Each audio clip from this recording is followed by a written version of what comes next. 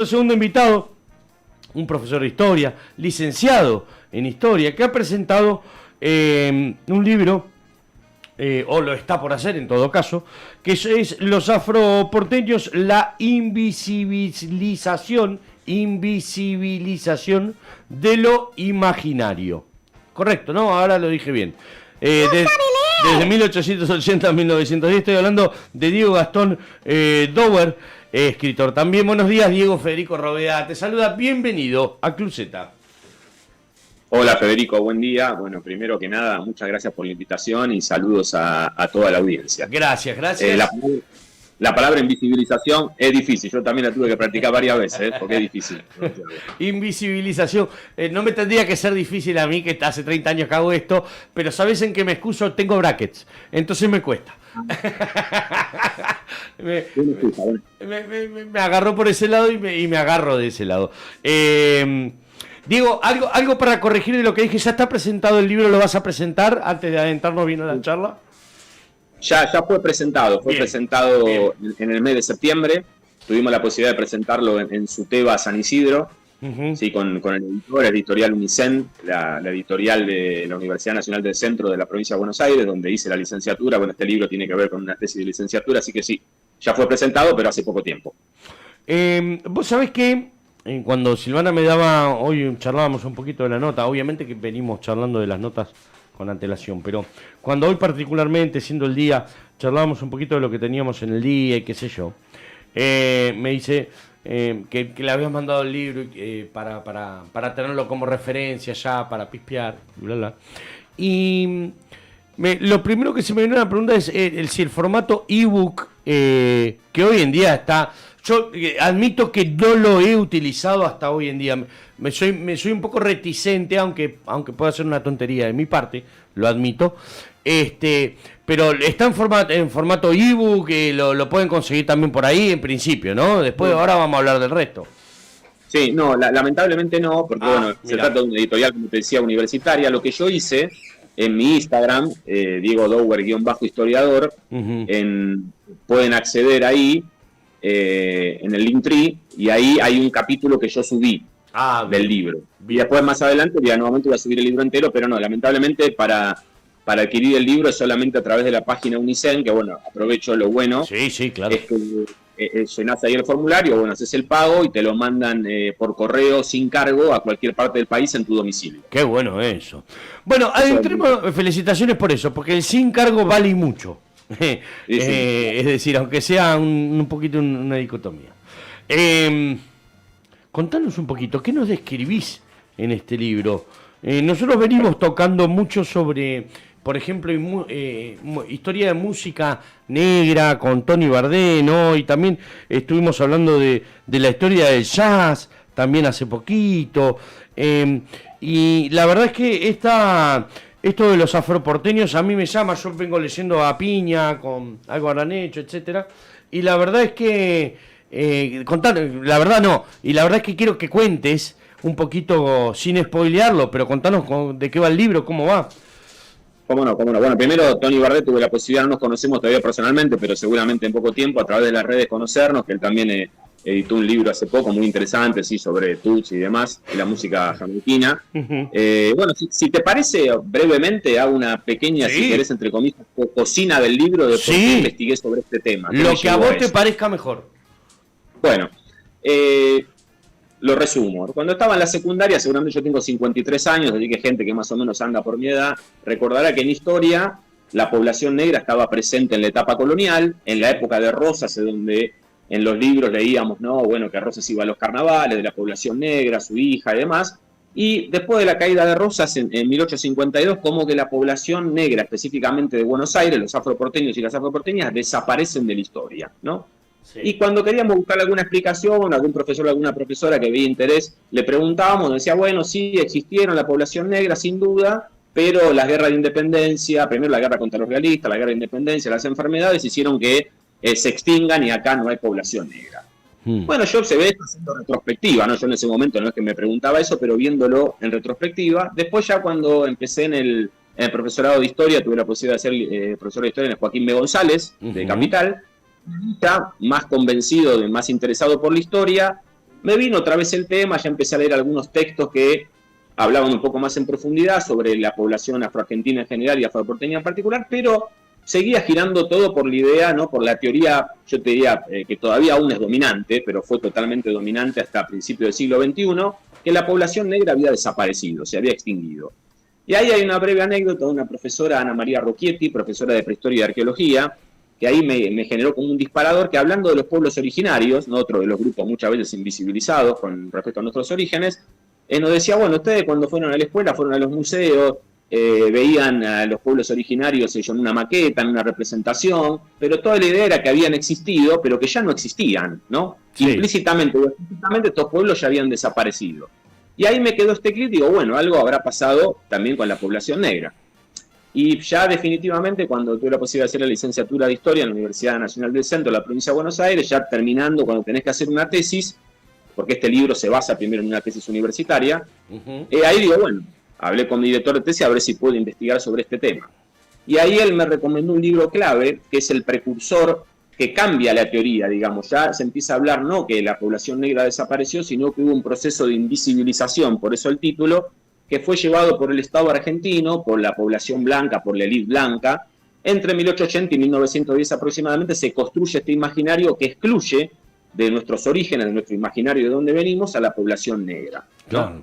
Y ahí, por ejemplo, tuve contacto con una nota que salió en el diario Clarín del año 2002, que ahí me llamó la atención y me llevó a querer profundizar en este tema, que María Magdalena Lamadrid, una mujer afroargentina de 5 generaciones de argentinos en esta tierra, cuenta lo que le pasó en la nota en el 2002, tenía que viajar a un congreso a Panamá para hablar de la vida de Martin Luther King, le habían invitado, y cuando muestra el pasaporte la detienen, no la dejan viajar, pierde el vuelo, porque la persona que la atiende en migraciones dice, no, este pasaporte es trucho, porque no puede ser argentina y negra.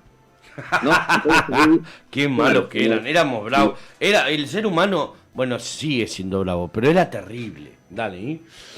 Yo creo que ahí no es solamente, tal vez necesariamente esta empleada que la atendió no lo hizo denotando algún racismo, sino ciertamente un desconocimiento, ¿no? Claro, ignorancia, claro. Viste que dice los argentinos, la frase, los argentinos descendemos de los barcos, ¿no? Dice la frase, hablando de la inmigración europea, y fíjate que 3 presidentes de diferente tinte político, como Menem en los 90, que hablando de este tema dijo, bueno, acá no tenemos racismo porque no hay negros, ese problema lo tiene. ¿No? Después en el caso de Macri, cuando estuvo cuando era presidente y estuvo en Europa, creo que en Italia, para pedir que Argentina reciba préstamo y demás, dijo, bueno, al final nos tienen que ayudar porque en Latinoamérica somos todos descendientes de europeos. Y después lo más reciente de Alberto Fernández, cuando en su presidencia dijo, bueno, esta frase, ¿no?, que hizo tanto revuelo, que los mexicanos vienen de los aztecas, los brasileños de la selva y nosotros descendemos de los barcos. Y yo creo que acá, transmitiendo este imaginario dominante, ¿no?, de que supuestamente la población negra se extinguió. Y bueno, entonces decidí investigar sobre este tema para unirme, digamos, yo te decía, este escritor estadounidense, Ray Andrews se llama, que vino en finales de los 80 a la Argentina con la idea de averiguar por qué la población negra de Buenos Aires se había extinguido si en los países limítrofes, ni hablar de Uruguay, la población negra estaba presente. Claro. Y cuando empecé a investigar, observar fotos de la época, final del siglo XIX, principio del siglo XX, lo que se dio cuenta Ray Andrews que la población negra no había desaparecido, porque encontró imágenes de policías negros, de personas que trabajaban en el Congreso negras, sí, haciendo un montón de actividades final del siglo XIX y aún avanzado del siglo XX. Entonces él dice, no, voy a investigar no porque la población negra desapareció, porque no desapareció, sino porque el imaginario colectivo dominante dice que la población negra desapareció cuando está presente. Entonces él es un precursor, a finales de los 80, de la tesis de la invisibilización que hubo de la población negra, ¿no? Sacarla, borrarla de nuestro imaginario, y acá somos todos blancos y europeos. Y obviamente esto está teñido también de racismo, por supuesto, ¿no? De eso no, casi que no me caben dudas, pero te voy a preguntar algo que quizás lo respondiste con todo lo que dijiste, y lo pregunto al Pepe, o quizás sea interesante para repensarlo y responderlo. Pero, ¿fue a propósito? ¿O eran las tendencias? Es decir, por más que sean las tendencias, fue a propósito. Eso redunda. O sea, no es que no lo interpreto, no lo entiende de esa manera. Pero, digo, es muy difícil robar a todos los descendientes de afros desde cierta época hasta Bueno, o hasta hace algunos años, porque, por ejemplo, como te decía en un principio, yo estoy leyendo a Piña, con algo habrán hecho, Sí. y habla mucho sobre los esclavos del 1880, 1900, sobre los descendientes, y los nombra hoy en día, o por lo menos a partir de hace unos años. Pero es verdad que yo en mi escuela, para mí, no había, es decir, a lo sumo en la Revolución de Mayo, que veías paraguas que no existían y mulatas con algo en la cabeza que vendían. Pero después, es verdad que uno, como después de Rosas, bueno, no me acuerdo bien de qué fecha, 1880, 1870, no sé, 1860, que de ahí para adelante es como que se extinguieron de golpe. ¿Es verdad eso? Bueno, yo te diría que tu pregunta es, diste en el clavo en dos cuestiones claves. Vamos. Primero, hubo este proceso de invisibilización, por lo menos liderado del Estado, de la élite blanca que manejaba el Estado, fue adrede, ¿no? La idea tiene que haber muchos rosas también, porque obviamente fue la construcción de los antirrosistas, de los unitarios, si querés. Claro. Entonces, en la mirada unitaria, el tirano, el malvado de la historia oficial Rosas, que tenía buena relación con la población negra, ¿sí? Había que esta población borrarla del imaginario. Y aparte, la teoría del darwinismo social, el racismo, la supuesta superioridad de la etnia o la raza blanca y demás, todas esas ideas estaban latentes, obviamente tiene que ver con eso también, pero hay una cuestión que es central para entender. Vos decís, bueno, ¿cómo fue posible? Como decís vos, bueno, el gran proceso inmigratorio europeo, que se da aproximadamente entre 1870 y 1914, donde millones de personas, mayoritariamente de Europa y mayoritariamente blancas, vienen a este territorio y a Buenos Aires en particular, le dio a la élite la posibilidad de, claro, recrear este imaginario por la gran población blanca que llegó. Claro. ¿Sabés que me hiciste acordar algo? Vos tocaste la escuela. La escuela, yo después te cuento, trabajé los manuales escolares, porque como vos bien decís, la escuela es un lugar que construye nuestro imaginario colectivo, claro, ¿no? Claro, si no tengas dudas. Es central, desde el jardín de infante hasta todo el sistema educativo, ¿no? Sí. Y entonces te decía, bueno, lo que hace la élite en este contexto, tanto en los manuales escolares, es invisibilizar a la población y transmitir esta idea. Por ejemplo, en los censos se ve claro, yo analicé también los censos, ¿no? Del periodo final del siglo XIX, principio del siglo XX, tanto los censos nacionales como los censos de la ciudad de Buenos Aires. Y ahí yo pensaba que los censos previamente eran solamente datos, como te imaginas, datos numéricos, cuánta población y demás. Pero no, los censos de final del siglo XIX tenían informes censales escritos, que las personas que hacían el censo daban un informe. Y, por ejemplo, habrás escuchado también la frase, los argentinos somos un crisol de razas, ¿no? Sí, seguramente. Sí. Que se toma muchas veces como una frase progresista, porque se dice, bueno, acá hubo población de diferentes razas utilizando un lenguaje del siglo XIX que hoy es incorrecto porque hay una sola raza que es la raza humana, claro, o etnias ahora. Sí, hubo indígenas, hubo negros, blancos, pero todo eso se mezcló en un crisol, que es un elemento metalúrgico donde metales de diferentes características se mezclan y surge una elevación. Y lo que dicen los informes censales, pero esto es textual, ¿sí? Por ejemplo, el censo municipal de 1887 o el censo nacional de 1895, textualmente dicen, se mezcló, ¿sí?, en el crisol de razas la población indígena, la población negra, con la población blanca europea, y de ahí surgió una hermosa raza blanca europea. Entonces, los informes censales destilaban racismo por todos lados, pero la élite presentó a los censos como algo objetivo, porque aún hoy los censos que están relacionados con la estadística y con la matemática lo tomamos como algo objetivo, que no tiene subjetividad ni mucho menos ideología. Claro. Pero en los informes censales queda claro que sí, la élite, ¿sí?, quería. Y hay otro término que la habrán escuchado también la audiencia, que es trigueño. Sí. ¿Qué es el término trigueño? Porque puede ser una persona con la tez un poco oscura, o más oscura, o menos oscura, o no está muy definido. Y el término trigueño, aunque no se utilizó nunca en los censos, se utilizaba en listas de hospitales, en la policía y demás. Y se usó para, digamos, invisibilizar a la población blanca, porque el que pasaba de trigueño empezó a ser catalogado como blanco en un censo. Yo me río un poco, pero porque la verdad es que me causa gracia la estupidez de cómo en algún momento se pensaba, ¿no? Totalmente estupidez. Déjame agregar un par de cositas, Diego, y una es que hay, en aquellos años, en los 1800, yo diría 1840, 50 en adelante, había 3 o 4 palabras que definían los distintos eslabones de las razas, entre comillas, que vivían acá en Argentina, desde los blancos europeos hasta los negros o mulatos, y tenían distintos nombres, pero estaban oficialmente definidos. burdamente, o qué sé yo, capaz que en ese momento era así, ¿no? Pero la verdad que para nosotros hoy en día es burdo, olvídate, y es racista, de eso no hay duda. Pero tenían hasta estipulada la definición de cómo nombrar a uno o a otro según el color. Exactamente, vos dijiste, bueno, ahí es un tema interesante también porque eso, viste, viene, bueno, de la categorización que hacían los españoles en la época colonial, negros, blancos, pardos, simbos, hasta como se clasificaban. École, tal cual. Y es interesante porque los censos del siglo XIX, la élite también lo que dice a través de los censos es que, porque ya los últimos censos que consultan sobre la raza o la etnia de la persona son estos del siglo XIX. Ya los de finales del siglo XIX y principios del siglo XX ya eso lo obvian. Y supuestamente se presenta como agroprogresista porque supera esta categoría discriminatoria que había en la época colonial. Pero también hay mucha gente que ha estudiado específicamente los censos y que dice no. Y bueno, yo también un poco humildemente lo intenté hacer. Dicen no, esto se ocultó a propósito para ya no contabilizar a la población negra e indígena. Y ahí podemos hacer un puente, si querés, porque ¿cuándo se volvió a preguntar a la población sobre sus orígenes indígenas o afro? En el censo del 2010. Ahí apareció nuevamente la pregunta si vos te considerás afrodescendiente o te considerás descendiente de algún pueblo indígena. Y lo interesante es que en el censo del 2010 casi 150.000 personas se definen como afrodescendientes. Y en el censo de 2022, que ya están los datos, más de 300.000 personas en el país se consideran afrodescendientes.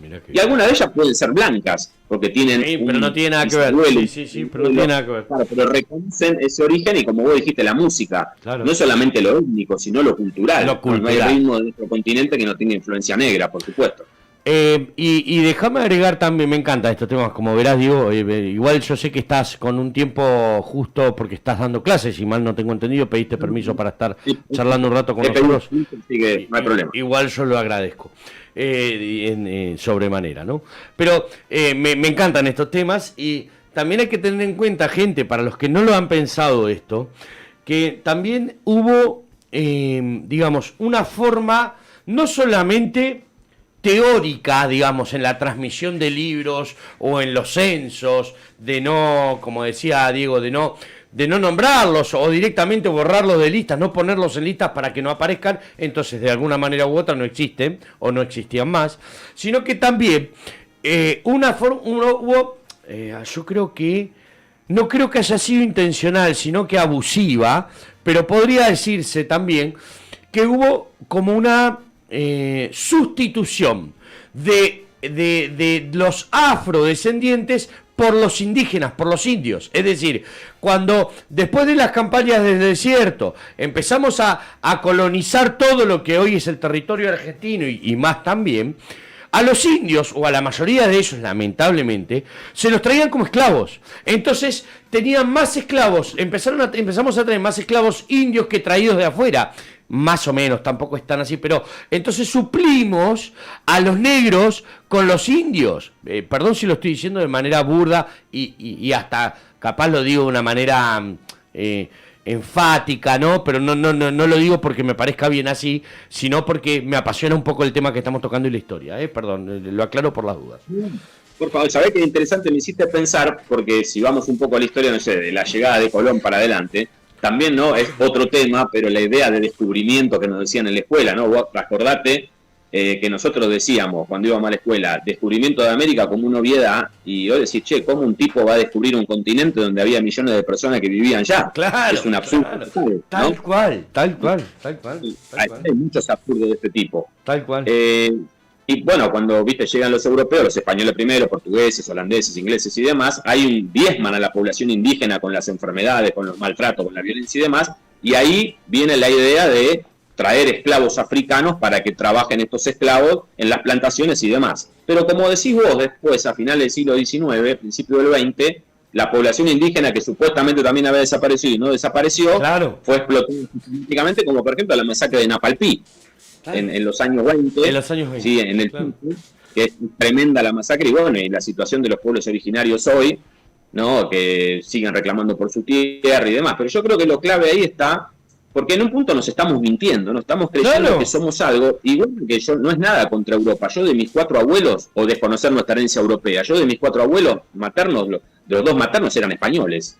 A ver, digo, Sí, yo soy descendiente de españoles, italiano, tengo ciudadanía italiana, por suerte, y lo digo así, bueno, por suerte yo no tengo nada que renegar en contra, si no existiría yo, de hecho, capaz que vos tampoco, pero lo justo, justo, una cosa no quita la otra, es decir, seamos justos, ¿no? yo creo que ahí está el problema, ¿no? Que para traerlo al presente, la historia siempre es interesante, yo creo, cuando se ve desde el presente y de problemática del presente, ¿no? Tal O cual. de preguntas del presente. Tal Nos cual. estamos mintiendo, digo yo, porque somos una sociedad mestiza, donde está el componente Claro. blanco europeo, que es innegable, Claro. pero también está la presencia indígena y la presencia afro, esas tres corrientes, y lo interesante es que, bueno, aprovecho para, si no me voy a olvidar, para mencionar a Fabián Altamirandi del grupo colectivo Saguabona de Villa Adelina, San Isidro, donde yo vivo, que tuve la posibilidad de contactarme, tuve la gran suerte y la satisfacción de lo que yo escribí en investigación, conocer a gente afrodescendiente que hace mucho está luchando para que se visibilice en nuestra nacionalidad también lo afro, ¿no? Bien. Entonces uno de los miembros de este grupo me decía, ¿no? Los argentinos descendemos de los barcos, dice la frase. También descendemos de los barcos de la ignominia de la esclavitud, de los barcos negreros. Sin duda. También venimos de esos barcos, Sin ¿no? dudas. Y también de la población indígena, por supuesto, ¿no? Entonces yo creo que si nos reconocemos como una sociedad mestiza, que es lo que somos, y ser mestizo no es algo negativo, sino algo que tenemos que estar orgullosos y orgullosas de ser mestizos, creo que también muchos de los problemas que tenemos los vamos a abordar diferente, porque sigue estando el imaginario dominante que acá somos exclusivamente descendientes de europeos, y bueno, no es así. Entonces, No es por eso así, tal insisto que cual. nos estamos creyendo algo que no somos en realidad. Tal cual. Diego, bueno, insisto, vos estás con tus clases, te agradezco muchísimo el tiempo que nos brindaste. Yo, por mi lado, no sé por vos, y si no está, lo entiendo y está bien, por mi lado yo seguiría charlando y te citaría de acá a fin de año 1 o 2 veces más, o si podés un día venirte al estudio y charlamos más todavía, de tu libro, de historia y de todo, yo fascinado, ya te Sí. lo digo. Después, si querés, lo podemos ir coordinando. Decinos. Si me permitís, hago algún comentario, si, Sí. si tenemos tiempo. No hay Sí, problema. tenemos. Yo lo que estoy haciendo es dándote el tiempo que a mí me dijo producción que teníamos que manejar Sí, sí, para sí. vos, para no complicarte a vos tu día, nada más. Está bien, no, te lo agradezco desde ya. No, nada más, bueno, del libro, como ya dije algunas cosas, analicé como fuentes, ¿no? Para fundamentar esta hipótesis que hubo un proceso de invisibilización, los censos, los manuales escolares, y ahí me llamó la atención poderosamente, analicé imágenes y texto, como dijiste vos antes, a ver si se mencionaba Claro. a la población afro o directamente se la invisibilizó, y en las imágenes que analicé hay una imagen que es emblemática, que obviamente está en el libro, donde se presenta chicos blancos con guardapolvo que están estudiando, y abajo una imagen, chicos blancos y un chico negro que está con las cartas, y el título es: por el buen camino los chicos de arriba y por el mal camino los chicos de abajo, ¿no? Las pocas presencias negras que hay en los manuales escolares en el periodo de 1880 a 1910 estereotipan, ¿no? Casi no está la población negra, y cuando está tiene un estereotipo totalmente negativo, discriminatorio y tal demás. cual. Tal cual. Analicé la revista Caras y Caretas para tener una fuente no oficial, que no Sí. sea, que no tenga que ver con lo estatal, y las propagandas y demás, y bueno, se destaca, ¿no? Y antes, muy brevemente, pero el Martín Fierro, porque bueno, ahí está el personaje del moreno, ¿no? Sí. O del negro, Martín Fierro, que es la famosa payada. Entonces una de las preguntas era, si es de 1872 la primera parte de Martín Fierro y 1879 la segunda. Sí. Entonces, si la población negra ya había desaparecido, como la historia oficial afirmaba, ¿cómo es posible que José Hernández hubiera elegido para hacerle contrapunto a un personaje negro? Un personaje Y ya negro, los tal negros cual. Ya no estaban, claro. Si en teoría no estaban. Tal cual. Hay un contrapunto interesante. La verdad- Así que bueno, sí, perdón. No, Sí. que digo, la verdad que sí, que son contrapuntos, que insisto, uno se pone a analizar y no y hasta hay momentos en los que no puede llegar a creer cómo se manejaban, y porque no existe un porqué, en realidad. Podemos decir que la justificación, qué sé yo, en la Argentina de esos momentos, de esos años, en la Argentina pre-granero del mundo, inclusive granero del mundo, comienzos del 1900, fines de 1800, querían mostrarse finos, civilizados, modernizados hasta el mundo para seguir trayendo inversores, cuando realmente el granero del mundo era un mundo de pobreza muy, parecido a la realidad de hoy, inclusive. Bueno, es decir, a ver, otro punto clave que tocás vos, bueno, civilización y barbarie de Sarmiento, ¿no? La idea de, insisto, el darwinismo social, los blancos son los civilizantes, tenemos que ser una nación blanca para imitar, emular a la civilización, y todo lo atrasado, lo supuestamente atrasado y salvaje como lo indígena y lo afro, hay que borrarlo, no solamente, como dijiste vos, en la presencia, sino que hay que borrarlo en el imaginario colectivo. ¿No? Acá somos una nación blanca, civilizada y europea. Y eso tiene mucho que ver con esa ideología. Bueno, fíjate que desde hoy hay miradas políticas que están rescatando 1910, la Argentina del Centenario, como una Argentina rica, como la Argentina que tendríamos que ser, y como vos bien dijiste, era una Argentina tremendamente desigual. Desigual, pobre, enferma, de muy pocos ricos y de mucha pobreza. Pero a ver, vos literalmente caminabas y veías muertos en la calle de hambre. Es decir, o los podías llegar a ver tranquilamente. Eso pasaba acá. Y ojo, Diego, perdóname, ¿no? Es lo último que te digo, pero por lo menos de mi parte. Pero también esto no pasaba, no es para justificar absolutamente nada, pero tampoco es que pasaba acá, y no hasta hace mucho. Es decir, los yanquis en Estados Unidos, los americanos, hasta en sus películas en los 70s e inclusive en los 1980, 1970, en las películas, en las historias relatadas, todos los personajes de color eran malos o narcotraficantes o balandras o de clase baja o las escuelas feas en donde no tenías que ir. Y los blancos eran los buenos, los policías, los que siempre peleaban para el bien, los superhéroes. Es decir, hasta prácticamente de manera contemporánea se quiso seguir ninguneando a la raza afro. Y no solamente acá. ¿Está? Ni hablar, ¿sabés que me hizo acordar al cantante afroargentino Fidel Nadal, que estuvo en los 70 con el grupo Todos Tus Muertos y después tiene una carrera como cantante de reggae? Sí. Y también tuve que leer una nota que dio en su momento y él cuenta, bueno, lo mismo, ¿no? Que yo tengo 5 generaciones de argentinos, pero me ven por la calle y dice, este negro, ¿de dónde es? Debe ser de otro lado. Y una vez cuento una anécdota que fue a Perú a dar un recital, lo fueron a salir después de recital, y él, bueno, una persona que no sabía mucho sobre él le preguntó de dónde era, y él le dijo, yo soy argentino. Y el tipo se enojó y le dijo, ¿cómo vas a ser argentino vos si en Argentina no hay negros? ¿Y qué le tenés que responder? O lo mandás a la mierda o te reís. ¿Qué crees que te diga? Por suerte, ese imaginario está cambiando y humildemente hay un proverbio africano que dice algo así como el día que los leones tengan sus propios historiadores, las historias de caza dejarán de glorificar al cazador, ¿no? Por ende, ahora los afroargentinos y argentinas tienen un grupo de historiadores y historiadoras que estamos tratando de plantear, si querés, la otra historia o el lado B de la historia para contrarrestar a la historia aún dominante, que es esta historia oficial. O el lado correcto de la historia. O justo, quizás. Diego, 2 cositas para despedirte. Tres. Una, muchas gracias. Y de vuelta queda la invitación abierta para cualquier mañana acá presencial o otra llamada, o como vos quieras. Eso ya, de él vamos. 2.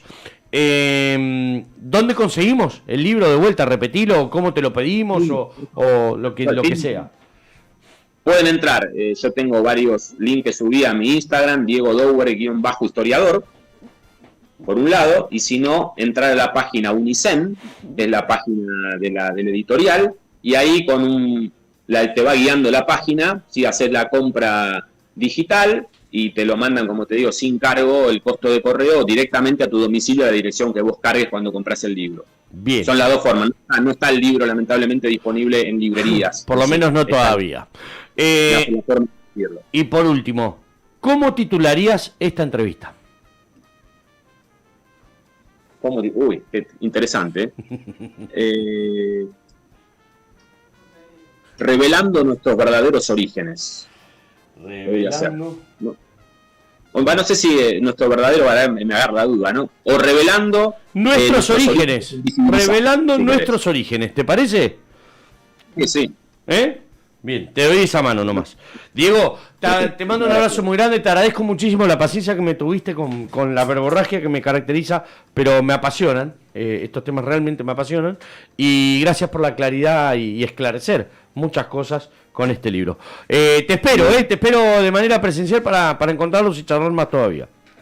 Perfecto, muchas gracias a vos por la entrevista y me encantó tu apasionamiento también porque lo compartimos y me hizo mucho más fácil a mí el desarrollo. Así que muchas gracias y saludos a la audiencia y buen día. Gracias. Igualmente para vos, que termines bien el día, un golazo.